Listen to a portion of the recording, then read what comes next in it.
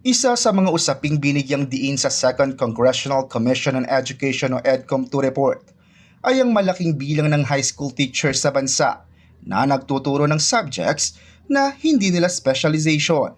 Pero para sa Assert Central Luzon, hindi lang ito simpleng usapin ng teacher competence, kundi problema rin ng hiring, deployment, at workforce planning sa edukasyon. Anila, may direktang epekto ito sa kalidad ng pagtuturo at pagkatuto ng mga estudyante. Maituturo, bakit ba hindi? Pero ang tanong, naituro ba ito ng tama at maayos?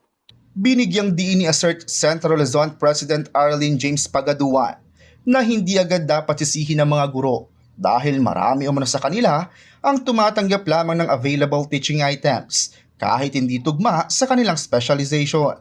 So hindi po ito kasalanan ng guro. Ito po ay resulta ng deployment gaps at kakulangan sa strategic hiring.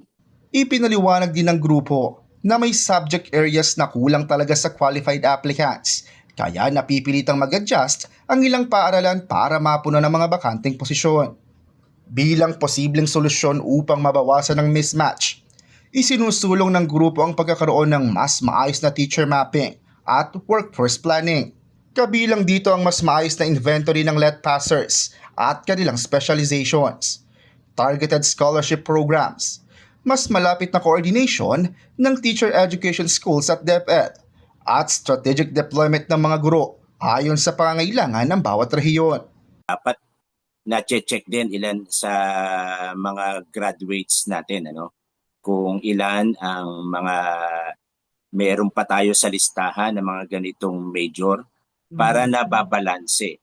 May mga eskwelahan kasi, mga universidad, na halos iyon lang yung mga subjects na kanilang ini-offer.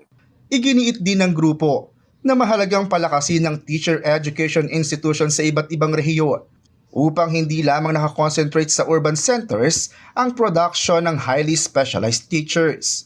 Talagang iba ang kalidad ng pagtuturo ng mga teachers na ang tinuturo yung kanilang pinag-aralan, yung kanilang mastery. Ayon sa Assert, ang teacher mismatch ay hindi problema ang kayang lutasin ng teachers lamang. Kailangan umano ng mas mahusay na data systems, long-term planning, at mas malalim na coordination sa buong education sector. Para sa grupo, ang teacher factor sa edukasyon ay hindi lamang usapin ng individual performance, kundi pati sa tamang paglalagay ng mga ito sa mga asignaturang akma sa kanilang specialization. Dahil sa huli, ang kalidad ng pagkatuto ng mga estudyante ay nakasalalay rin sa kalidad ng suporta at planning sa loob ng education system. Kasama si Sonia P. Soto, Raymond Tasoy, CLTV 36 News.